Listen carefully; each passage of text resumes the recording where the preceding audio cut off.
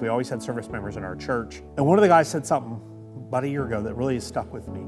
He said he was getting out, he was retiring, and somebody said, "Are you excited to go back to civilian life?" And he said, "I'm not going back to civilian life. I've never been a civilian as an adult.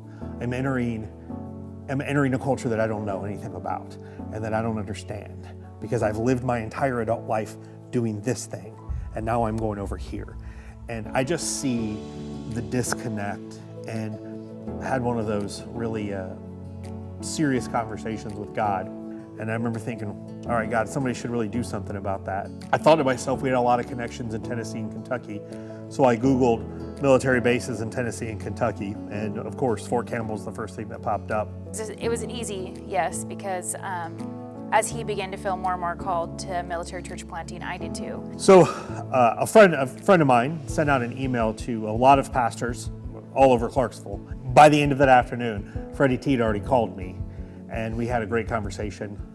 We really got along well over the phone, and we set up a time to get together when I was in town. And so we came. It was really good. We ended up having a great time with Freddie T over in the study. Just grabbed coffee and just talked, and we really connected well. We knew that Clarksville and Fort Campbell was where God was calling us. It was evident.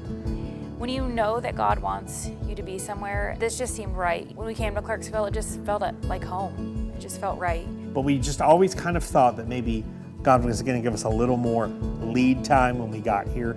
We just thought we were going to have more time to develop and all of those things. So how we got connected with the community church is the pastor at the time approached another pastor in town and said that he was interested in being done, and moving on. He was the interim pastor technically and didn't want to continue doing so. And he just invited me to come preach one Sunday, and I preached it.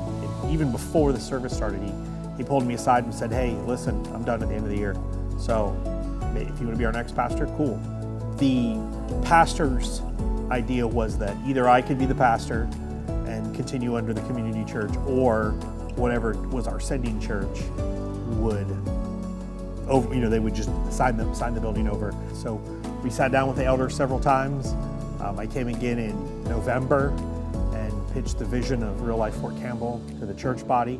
And then we met with the elders in early December, and they unanimously voted to hand us the building and the facilities. And even that night, they handed me a set of keys and were like, "Here you go." And I thought, okay, God, this is already getting kind of crazy. So we had some ideas in place, and then I just pitched the idea to our community group, and almost every couple said, "Yeah, we'll come with you." And then Freddie T introduced me to Danny Walls. Freddie T called me, and I probably wasn't in the best frame of mind, and I just said, "What do you want?" He said, "Well, we got this military ministry." Before he even finished, I said, "I don't want anything to do with it. Like, I'm the wrong guy." He goes, "Danny, you're the guy." He goes, "Will you at least think about it?" Next thing I know, I'm laying face down in my yard just crying. It was a very clear, distinct, it's your time. This is your time. Get up and do this. I wasn't in Eric's community group or any of that stuff, so I contacted him that night, and I was just sitting at work the next day, and I just got up and left. I was in his living room at noon that day, and we clicked. We didn't disagree on anything. And it was really apparent within the first 20 minutes that we had the same vision, about, the demographic of people that are outside the circle people. People just started coming in out of the woodwork. Ministry at this point was not for me. It wasn't on my radar. Ministry was still something I was really keeping at arm's length. I was okay, volunteering for an hour once a week. That was fine, but that's not the same as being full-time in ministry. But the Lord kind of didn't let it go. He was like, "Hey, you need to talk to them." And I was like, "Well, we'll see.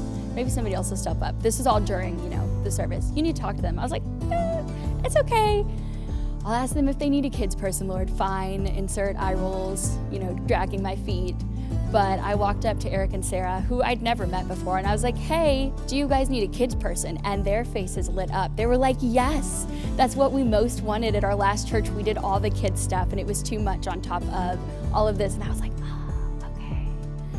And we just thought, all right, God, whatever's happening is happening. And so we started gathering in January.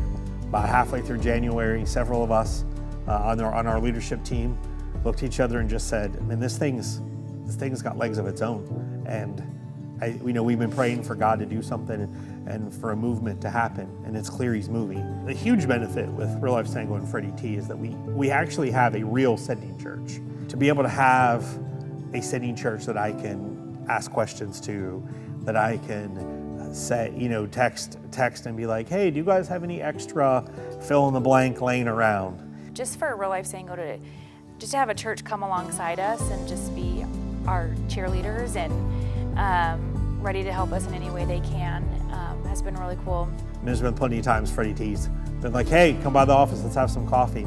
And just, grab lunch with Tim or whatever, just mutual encouragement. It's just been really nice because it feels like I'm not doing it alone.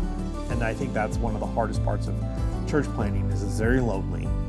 And it's nice to know that we have a church that's behind us.